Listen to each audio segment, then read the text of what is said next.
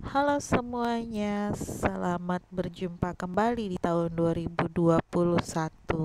Masih di channel ini.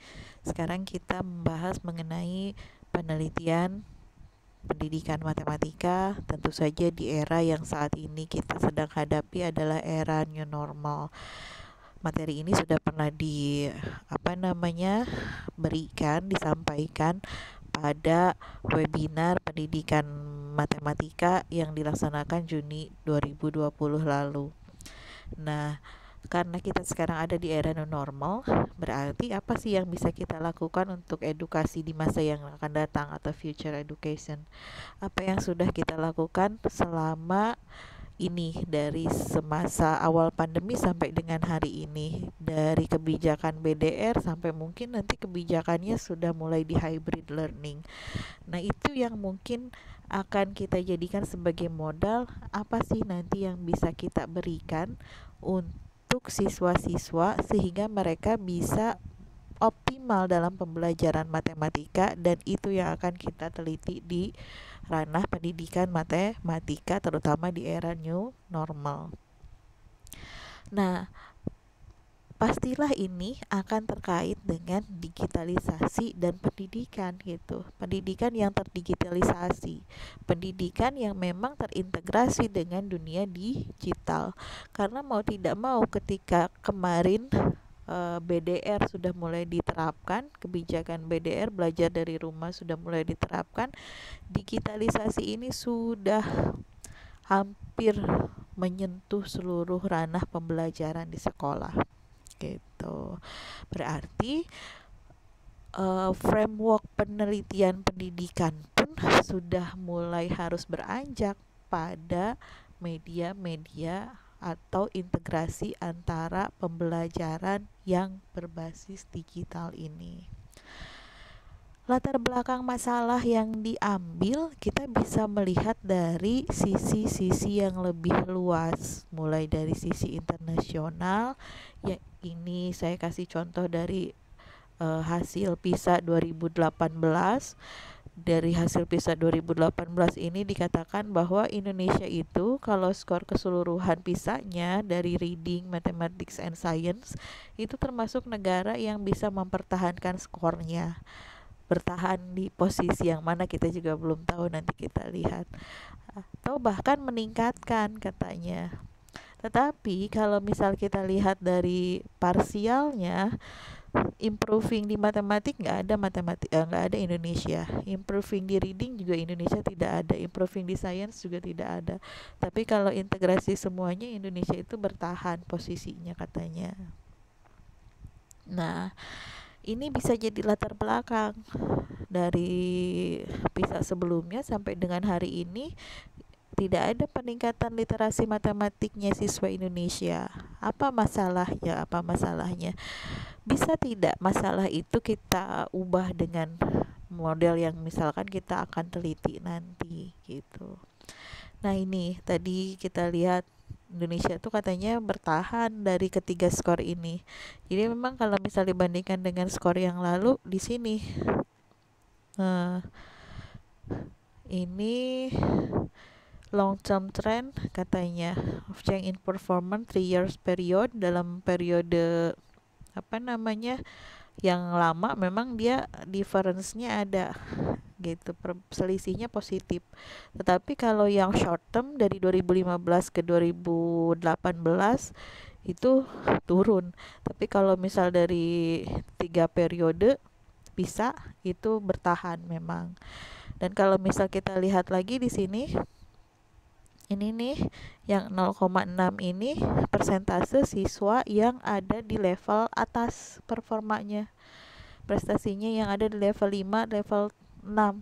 Kalau yang ini yang 51 ini yang di level bawah. Artinya kita bermasalah di siswa-siswa kita ini secara internasional, skala internasional. 50% siswa ini ada di level bawah gitu. Itu masalah yang harus kita pecahkan. Kalau kita lihat di sini, Indonesia itu termasuk yang grafik balok orange-nya ini panjang. gitu. Meskipun ada yang lebih panjang. Grafik balok orange ini persentase siswa yang proficiency di matematikanya atau kecapapan literasi matematiknya ini ada di level bawah, di bawah level 2. Kalau kita lihat yang baloknya panjang, balok birunya lebih panjang, ini adalah negara-negara yang kemajuannya cukup pesat gitu. Negara-negara yang bisa kita katakan negara-negara maju gitu. Nah, ini juga masalah. Lalu ada lagi nih yang bisa kita jadikan acuan dalam rumusan masalah penelitian di era new normal ini. Hasil UN 2019 dikatakan bahwa soal nomor 5 terkait dengan level kognitif penalaran, sebagian besar siswa belum mampu menyelesaikan soal dengan permasalahan yang tidak biasa mereka temui gitu. Meskipun sebenarnya soal itu terkait dengan konsep dasar, tetapi karena jarang diberikan soal-soal yang non rutin yang level kognitif penalarannya lebih tinggi, maka soal-soal ini yang menjadi momok bagi siswa sehingga mereka kesulitan untuk menyelesaikan persoalan demikian. Ini tentu saja terkait juga dengan literasi matematis. Soal-soal yang non rutin ini mungkin saja nanti karakteristik atau standarisasinya adalah standarisasi yang memang ditetapkan oleh PISA. Indonesia pun sudah mulai mengacu ke sana gitu. Nah, kita lihat lagi nih, apa rekomendasi dari hasil UN 2019 ini? Rekomendasinya ternyata guru itu perlu menyiapkan berbagai bentuk penugasan atau penyelesaian masalah yang menyebabkan keterampilan siswa itu berkembang, terutama pada masalah-masalah yang kompleks atau complex problem solving, dan pada akhirnya ketika itu diberikan bisa mengembangkan kemampuan berpikir kritis mereka. Dan guru juga harus merancang sebuah penilaian katanya, sehingga penilaian yang dirancang oleh guru itu bisa menstimulasi proses berpikir tingkat tinggi siswa, baik itu dalam menganalisis, mengevaluasi maupun memberikan penalaran-penalaran logis atas kompleks problem solving yang diberikan di situ. Jadi kompetensi siswanya akan meningkat. Nah, model-model pembelajaran apa yang bisa digunakan? Salah satunya adalah ini yang dicetuskan oleh Pak Khairuman. Bisa dicari di YouTube-nya beliau. Beliau menamakan ini sebagai ruang belajar zaman now. Jadi ada 4 ruang tatap maya, tatap muka, tatap maya, kolaboratif, sama personal mandiri. Tatap muka, kalau misalkan nanti hybrid learning atau blended learning, tatap mukanya mungkin diatur per 2 minggu sekali atau per berapa hari sekali. Kalau misalkan sudah ditetapkan kebijakan untuk hybrid learning atau blended learning. Kalau tatap muka tidak dapat maksudnya kalau tatap muka ini merasa kurang untuk kemudian melakukan synchronous learning atau pembelajaran secara langsung, bisa ditambah dengan tatap maya. Jadi bisa di rumah masing-masing dengan menggunakan video conference gitu. Nah, kedua ruang ini tentu saja nanti bisa dilakukan diskusi ataupun metode pembelajaran yang lainnya, pemberian materi oleh guru melalui ceramah ataupun melalui pemberian contoh-contoh soal dan lain sebagainya. Lalu di sini di ruang kolaboratif ini sudah mulai asinkronus, siswa mulai diskusi, tetapi diskusinya itu sudah tidak lagi secara langsung tatap muka ataupun tatap maya. Jadi kapanpun mereka setelah 2 ruang ini selesai, mereka ada sesuatu hal yang ingin didiskusikan mengenai materi pembelajaran, kita sediakan sebagai guru ruang-ruang kolaboratifnya, apakah itu WA Group ataupun Google Classroom ataupun yang lainnya. Lalu di sini ini masuknya berarti sudah asinkronus. Mulai personal mandiri. Jadi sebetulnya di kolaboratif dan personal mandiri ini bentuk yang asinkronus learning yang sudah tidak langsung lagi, tidak langsung bertemu dengan gurunya. Diskusinya diskusi di chat forum yang tidak langsung dijawab seketika gitu. Personal mandiri ini artinya siswa ini mulai memahami secara mandiri, bisa melalui video yang diberikan guru atau misalkan modul yang diberikan oleh guru dan lain sebagainya. Nah itu, ketika tatap muka tidak bisa diberikan, katakanlah nanti misalkan ada kebijakan hybrid learning belum bisa, masih BDR, berarti bisa juga hanya tatap maya saja. Ini dikenalkan sebagai blended learning COVID-19 gitu, tatap maya tapi tetap ada personal mandiri, asinkronus dan sinkronus. Sinkronusnya tatap maya saja, asinkronusnya ini gitu, personal mandiri dan kolaboratif. Kemudian kalau misal tatap maya pun tidak bisa karena kondisi sinyal, katakanlah ada lagi model alternatifnya. Yang ini saja, gunakan ruang 3 dan ruang 4 saja, asinkronusnya saja gitu. Jadi fleksibel ruang belajarnya itu. Ini disebutnya the king and the queen katanya. Nah, cara menyampaikannya bisa dengan cara apa? Jadi tadi kan kita blended learning bisa 4 ruang penuh, 3 ruang atau hanya 2 ruang saja yang asinkronusnya saja.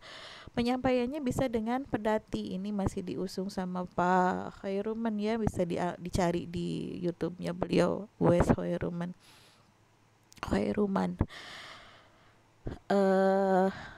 Pedati ini pelajari, dalami, terapkan, evaluasi. Kita minta siswa untuk mempelajari, katakanlah nanti di personal mandirinya, materinya bisa kita berikan dalam bentuk video atau simulasi atau e-book atau modul. Terus mereka diminta untuk mendalami, melihat contoh-contoh yang kita berikan di modul-modul yang kita berikan itu. Kemudian dalam modul yang kita berikan atau misalkan dalam forum-forum diskusi yang kita buat, baik di Google Classroom atau di WA Group, kita berikan LKS, lembar kerja siswa, untuk mereka bisa menerapkan materi yang tadi mereka sudah pelajari dan sudah dalami. Lalu hasilnya mereka kumpulkan dan kita evaluasi, mereka sudah bisa mengikuti atau belum berdasarkan penerapan yang tadi itu. Kalau misal sudah, berarti kita lanjut ke topik berikutnya. Kalau belum, ya kita ulangi lagi, ke pelajari, dalami, terapkan, evaluasi. Ini konsepnya disebut sebagai pedati. Lalu ada lagi, selain pedati juga ada ADDIE, ADI. Hampir sama sebetulnya, cuman beda bahasanya. Di sini hanya saja kita mendesain dulu, menganalisis kebutuhan siswanya seperti apa, kondisi siswanya bagaimana, materi apa yang akan diajarkan, sehingga kita bisa mendesain, oh iya siswanya seperti ini, nanti berarti materinya begini, soal-soal yang bisa diberikan seperti ini. Kita develop, kita kembangkan LKS-nya, kita kembangkan RPP-nya. Kalau misal sudah, kita implementasikan di kelas. Lalu evaluasinya bisa dari hasil penilaian LKS-nya, hasil observasi siswanya dan lain sebagainya. Nah, evaluasi ini kemudian kita analisis ulang, kita bisa lanjut tidak. Kalau misal kita lanjut, berarti kita analisis selanjutnya adalah menganalisis materi berikutnya dengan kondisi siswa yang bagaimana pemahamannya, sudah sampai mana ini, desain lagi dan seterusnya. Ini ADI. Nah, di matematika ada sendiri, namanya Comprehensive Mathematics Instruction. Jadi ini lebih fokus ke pembelajaran matematika yang komprehensif. Kalau misal diistilahkan ini sebagai problem based learning tapi yang terstruktur. Jadi ada 3 struktur tahapan.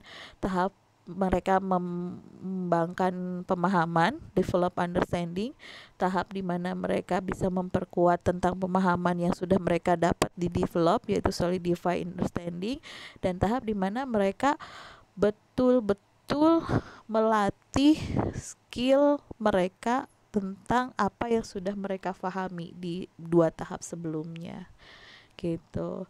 Setiap tahapan ini ada siklus juga, namanya teaching cycle. Siklusnya itu yang pertama kita lakukan launch. Apa yang kita launch? Yang di launch itu adalah masalah-masalah open ended gitu. Launchnya ini bisa dilakukan secara online, bisa melalui Google Classroom ataupun WA Group. Kemudian di-explore, siswa diminta untuk menyelesaikan masalah open-ended tadi. Lalu kita berikan ruang untuk diskusi, apa yang tidak difahami, apa yang misalkan butuh pemahaman lebih lanjut atau keterangan lebih lanjut dari gurunya, ini di-discuss gitu. Guru bisa menentukan siswa sudah paham atau belum dari hasil diskus ini. Diskus ini bukan berarti menunggu siswa bertanya, tetapi guru bisa menstimulasi siswa di sini. Apa jawaban nomor ini? Seperti apa? Kalau misalnya diskus di WA group, katakanlah nggak bisa langsung sinkron pada waktu yang bersamaan, katakanlah jam 12 jadwal kita, di jam 12.30 kita bisa diskusi sementara siswanya masih berproses dengan kendala sinyal dan lain sebagainya, mereka masih belum bisa on di waktu tersebut gitu. Ini diskusnya bisa melalui chat yang memang nanti akan dibahas dengan waktu yang sefleksibel mungkin. Di Google Classroom kita sudah punya form tugas, bisa dilakukan juga di situ. Jadi ada tugas yang diberikan siswa, kemudian di feedback sama gurunya, ada discuss di situ. Kalau feedback dari gurunya sudah, nanti sama siswanya diperbaiki lagi, di feedback lagi, sampai akhirnya guru bisa menyampaikan, oh iya siap, di sini sudah selesai gitu. Berarti lanjut ke solidify understanding. Cycle yang sama dilakukan di tahap ini. Hanya pemberian masalahnya ini sudah lebih kompleks lagi ke masalah-masalah yang bisa memperkuat pemahaman siswa. Katakanlah kalau ini tentang konsep-konsep dasar fungsi, apa itu fungsi, kemudian siapa saja yang disebut fungsi, terus representasi fungsi itu seperti apa. Nah, di sini kita sudah mulai mengenalkan jenis-jenis fungsi, komposisi fungsi, operasi fungsi, dan lain sebagainya. Di praktis ini, masalah-masalah yang diberikan itu masalah-masalah yang bisa melatih pemahaman mereka tadi, bisa betul-betul menerapkan apa yang sudah mereka pahami di dua tahap tadi gitu. Itu model CMI. Di sini bisa dilihat di ResearchGate ya materinya. Kemudian kita lihat nih, selain model pembelajaran yang tadi kita bisa jadikan sebagai bahan penelitian, kita juga bisa jadikan kurikulum research ini sebagai ide untuk kita teliti. Ada tidak sih pengaruh misalkan research yang sekarang ini marak terhadap kemampuan literasi matematisnya siswa, atau terhadap kemampuan mathematical thinkingnya siswa, atau terhadap kemampuan berpikir kritisnya siswa. Misal di satu sekolah siswanya itu diwajibkan untuk ikut Zenius. Kita coba lihat, bandingkan dengan sekolah yang lainnya, atau satu kelas kita ajak mereka mengakses rumah belajar, satu kelas lainnya tidak. Bandingkan, ada beda tidak? Itu juga bisa dijadikan sebagai bahan penelitian. Atau kita membandingkan dari tools yang kita gunakan. Apakah yang tools kita gunakan Google Classroom, Moodle, atau tools-tools yang lainnya? Mana yang lebih bagus berkembangnya atau interaksinya? Dari interaksi yang lebih bagus itu tentu saja nanti akan berimbas pada achievement mereka atau prestasi mereka, kemampuan mereka yang meningkat di situ. Atau bisa juga kita lihat, kita teliti berdasarkan teknik kita dalam memberikan permasalahan-permasalahan. Kalau permasalahannya diberikan dalam LKS biasa hanya melalui WA Group atau Google Classroom, sepertinya itu kurang menarik. Makanya kita gunakan tools Kahoot atau Quizlet atau tools-tools yang lainnya. Ada tidak pengaruhnya, katakanlah, dengan tools yang menarik ini terhadap kemampuan yang mau kita teliti. Beberapa tools di sini ada yang gratis sebetulnya. Ada juga yang memang kalau kita mau mengembangkan lebih lanjut berbayar. Tetapi kita bisa cari tools-tools yang gratis yang bisa membuat pembelajaran menjadi digital dan menarik. Nah, ini contoh-contohnya tentang blended learning di pembelajaran matematika. Ini sudah ada, diteliti oleh orang. Ini bisa dijadikan sebagai rujukan penelitian yang relevan. Kemudian di jurnal dalam negerinya pun ada Google Classroom sebagai alternatif digitalisasi, terus blended learning menggunakan Flip Classroom dalam pembelajaran matematika SMP gitu. Nah, ini ada salah satu contoh. Misalkan saya punya dua kelas kontrol dan kelas eksperimen. Kontrolnya saya berikan blended learning karena misalkan nanti sudah berlaku kebijakan blended learning atau hybrid learning. Ini digunakannya medianya Google Classroom, toolsnya Google Classroom, cuman yang membedakan satu pakai PBL, satu pakai CMI. PBL ini model yang biasa digunakan di kurikulum 2013 di setiap sekolah, digunakan model ini terutama untuk pembelajaran matematika, makanya model ini disimpan di kelas kontrol. Yang satu lagi karena CMI ini memang baru dan kita mencoba melihat celahnya, mungkin dengan CMI siswa akan lebih bagus kemampuan mathematical thinkingnya, kita terapkan itu di eksperimen. Jadi nanti desain penelitiannya seperti ini. Ini kenapa O-nya ada indeks? Ini bukan merepresentasikan pretest maupun post-test. Kalau pretest post-test representasinya sebagai pretest post-test O-nya nggak boleh ada indeks. Tapi ini representasinya adalah kondisi siswa sebelum treatment pada kelas eksperimen. Untuk O1, O3 kondisi siswa kelas kontrol sebelum treatment. O2 kondisi siswa setelah treatment kelas eksperimen. O4 kondisi siswa kelas kontrol setelah eksperimen. Jadi kondisi siswanya akan berbeda, makanya dia ada indeks. Bukunya Sugiono atau bukunya Kohan, ini yang saya ambil dari bukunya Kohan, itu ada indeksnya. Karena ini representasi O1, O2, O3, O4 ini bukan pretest maupun post-test. Jadi dia punya indeks. Kemudian ada contoh lagi, kalau misalkan kontrol dengan eksperimen, si kelas kontrolnya saya gunakan blended, kemudian PBL yang eksperimennya blended, kemudian yang di sini auditory, intelligence sama repetition. Berarti nanti blended ini kemungkinan judul yang bisa, alternatif judul yang bisa kita ambil ya. Blended learning dengan model R untuk meningkatkan kemampuan mathematical thinking siswa. Gunakan tools yang sama biar pembandingnya jadi enak. Misalkan ini Google Classroom, ini juga Google Classroom. Kalau pakai modal semua. Jadi kita hanya membandingkan pada efektivitas model R-nya saja gitu. Nah, misal ini di sekolah PBL oke, blended learningnya sama. Yang satu lagi ini PBL juga, blended learningnya juga. Tetapi yang membedakan di sini adalah toolsnya. Kita gunakan Google Classroom, di sini kita gunakan Moodle. Berarti di sini eksperimen 1 dan eksperimen 2 gitu. Tapi kalau misal biasanya di sekolah sebelum hari ini, katakanlah kemarin pada saat BDR sudah biasa menggunakan Moodle, berarti yang eksperimen 2 ini kita jadikan sebagai kontrol. Tapi kalau misalkan di sekolahnya memang belum pernah menggunakan dua tools ini, kita jadikan yang kelas pertama eksperimen 1, yang kelas kedua kelas eksperimen 2. Jadi nanti desainnya pun bukan kontrol grup pretest post-test, tapi eksperimen 1 dan eksperimen 2. Alternatif judulnya bisa seperti ini, blended learning berbantuan Google Classroom dan Moodle untuk meningkatkan kemampuan mathematical thinking siswa.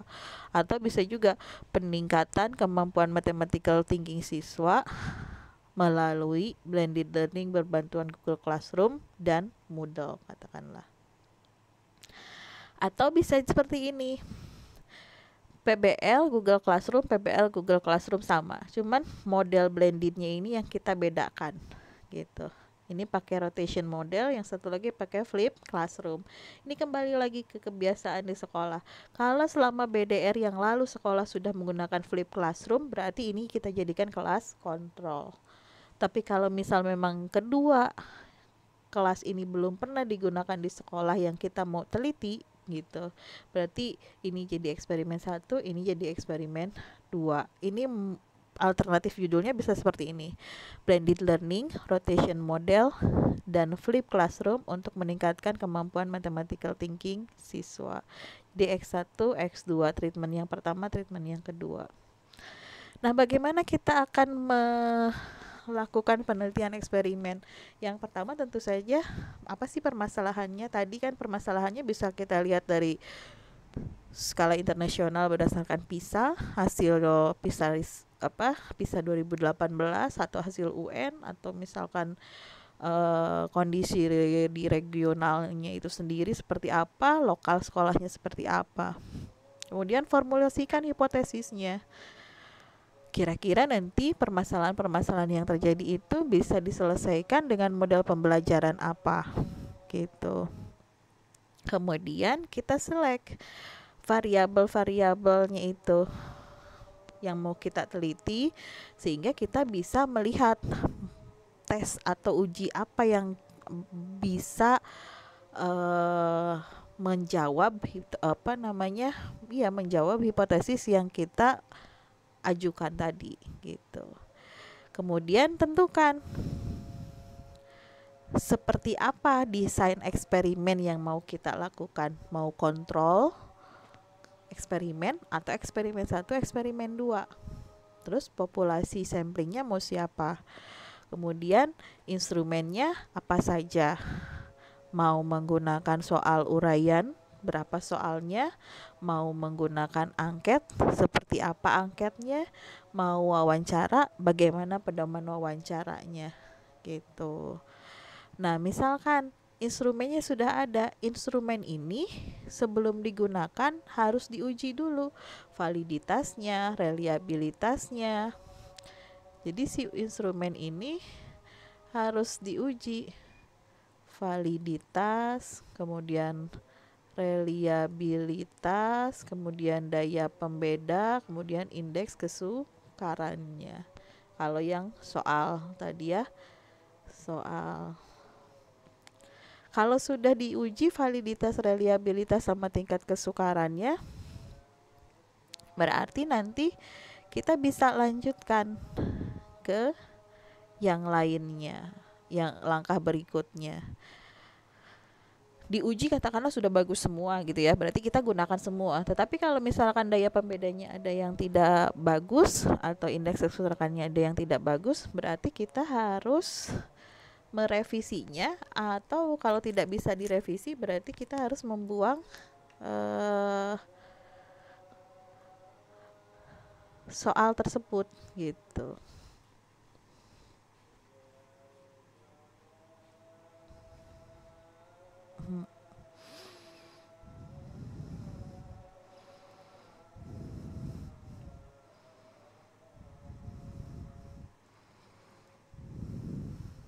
Oke, kita lanjut. Decide how the data will be analyzed, katanya.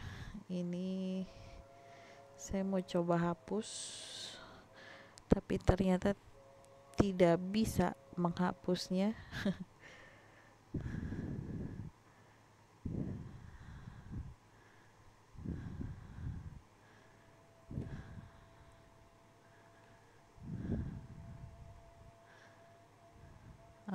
Dia harus di back. Oke, kita lanjutkan. Nah, kalau misal instrumennya tadi sudah bagus semua, kita lakukan bagaimana sih cara menganalisisnya, mau menggunakan tes apa gitu. Kemudian kita lakukan eksperimennya sesuai dengan prosedur-prosedur yang sudah kita susun sebelumnya, langkah-langkahnya. Kayak misal model CMI, apa saja sih langkah-langkah di awal, lakukan itu. Terus carry out di refine prosedur. Jadi ya sampai mana prosedur itu harus selesaikan, yaitu lakukan itu sampai kemudian kita dapat hasil dari apa yang tadi kita eksperimentasikan, data-datanya gitu ya. Carry out the refine procedure. Jadi data-datanya kita ambil, kita analisis di langkah yang ke-10, lalu buatkan laporannya dalam bentuk draft skripsinya tentu saja. Nah, langkah model yang bisa kita lakukan dalam penelitian eksperimen, tentu saja yang pertama adalah tujuan dari penelitiannya apa, terus variabelnya apa saja, kemudian nanti treatmentnya mau bagaimana gitu. Ini untuk menentukan nanti eksperimennya mau eksperimen yang terkontrol betul-betul atau eksperimen semu saja atau eksperimen yang seperti apa. Jadi kelihatan intervensinya. Terus for control the experiment condition. Nah, ini tadi. Jadi kita mau menentukan control the experiment condition itu, kita lihat dulu intervensinya mau yang low, medium, atau yang seperti apa untuk bisa menunjukkan melakukan langkah yang keempat ini. Berdasarkan kondisi di sekolahnya seperti apa. Kalau misal kita bisa mengajak siswa, kita mungkin bisa pakai through eksperimen. Tetapi kalau misal tidak bisa mengajak siswa, berarti kita bisa kita bisa saja menggunakan yang kuasi eksperimen. Lalu yaitu tadi langkah yang kelima, kita ambil desain eksperimennya yang mana eksperimen 1, eksperimen 2, atau kontrol eksperimen. Lalu soal yang tadi kita sudah buat, sudah diuji coba, kita lakukan pretestnya. Lalu kita tentukan mana yang mau jadi kelas eksperimen 1, eksperimen 2, atau mana yang mau jadi kelas kontrol atau kelas eksperimen. Lalu kita lakukan pembelajaran di situ sesuai dengan apa yang tadi kita tujuan penelitian yang kita sudah ungkapkan sebelumnya. Terus lakukan post test kalau penelitiannya sudah selesai, intervensinya atau treatmentnya sudah selesai. Lalu analisis hasilnya, hasil post testnya itu. Kemudian kalau kita punya hipotesisnya itu nanti harus kita buat jadi hipotesis 0 dan hipotesis alternatif. Hipotesis alternatif ini atau H1 ini merupakan hipotesis yang bisa one tail arahnya, bisa juga two tail. Jadi yang menunjukkan ketaksamaan itu hipotesis alternatif. Ketaksamaan itu kan bisa tidak sama, bisa juga lebih kecil, bisa juga lebih besar. Kalau tidak sama itu masuknya di two tail. Kalau lebih kecil atau lebih besar itu masuknya di one tail. Kalau hipotesis 0, kondisinya sama antara dua kelas atau dua grup atau grup-grup yang misalnya kita jadikan sebagai objek penelitian gitu. Nah, kapan kita lakukan pretest? Pretest ini dilakukan sebelum treatment diberikan. Jadi segera jangan jauh-jauh dari sebelum treatment kita berikan gitu. Lebih dekat ke treatment lebih baik. Kalau post test segera setelah treatment selesai diberikan. Tapi jangan terlalu cepat juga. Kenapa? Karena siswa butuh waktu untuk mengingat kembali materi-materi sebelumnya pertemuan itu gitu. Jadi berikan siswa untuk merefresh pemahaman mereka, mengingat kembali materi-materi sebelumnya. Jadi jangan terlalu dekat setelah treatment. Misalkan hari ini treatment selesai, besoknya post test, gak bagus. Ada jeda untuk mereka bisa mereview ulang gitu, mereview apa yang sudah mereka dapatkan sebelum-sebelumnya. Atau jangan juga terlalu lama, nanti malah jadi lupa, mereka malah jadi lalai. Terus ujinya apa saja sih? Kalau misalkan 2 kelas, kita biasanya di 2 kelas ya. Kalau datanya parametrik, data parametrik itu berarti distribusinya normal gitu. Maka ini digunakan yang t-test gitu. Jadi ini data parametrik itu setelah tahu apa? Setelah kita uji normalitas gitu. Setelah kita uji normalitas, kemudian kita tahu datanya normal, berarti pakainya t-test. Tetapi kalau misalkan datanya tidak normal,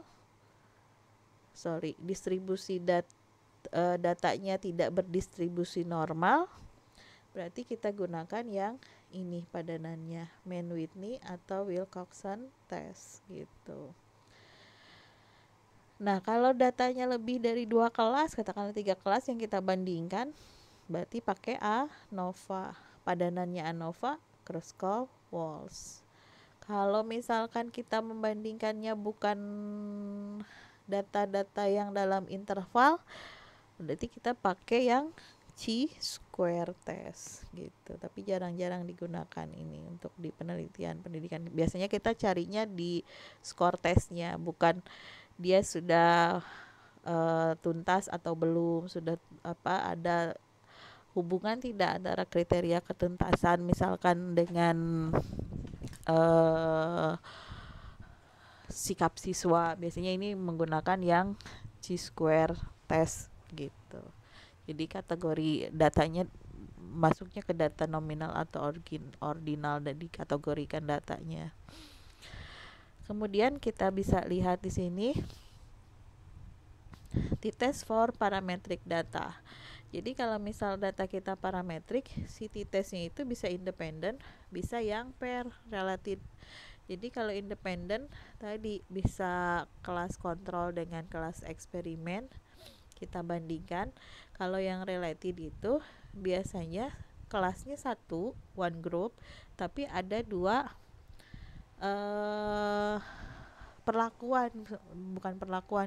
ada 2 kondisi yang dibandingkan, misalkan sebelum dan sesudah. Jadi nanti dilihat perbedaan sebelum dan sesudahnya ini gitu. Digunakanlah relative sample gitu. Nah, berikutnya Mann-Whitney itu digunakan kalau datanya non parametrik tadi sudah ya. Atau kalau misal kita sudah tahu itu distribusi datanya nominal ordinal dan kita mau membandingkan 2 grup gitu, maka kita bisa gunakan Mann-Whitney langsung tanpa harus kita uji normalitasnya. Tapi kalau data-data yang interval tuh kayak misal data nilai itu interval ya, itu uji dulu normalitasnya, barangkali datanya berdistribusi normal jadi pakainya yang parametrik. Tetapi kalau distribusinya tidak normal berarti pakainya yang non para distribusi, tidak berdistribusi normal, berarti gunakan yang Mann-Whitney gitu. Oke, itu mudah-mudahan bisa membantu semua yang mau skripsi atau yang sedang skripsi, dan selamat melaksanakan penelitian. Mudah-mudahan selesai segera penelitiannya dan bisa segera menyandang gelar sarjana. Amin. Ketemu lagi nanti di materi berikutnya, mungkin penguatan di statistika dalam penelitian. Terima kasih.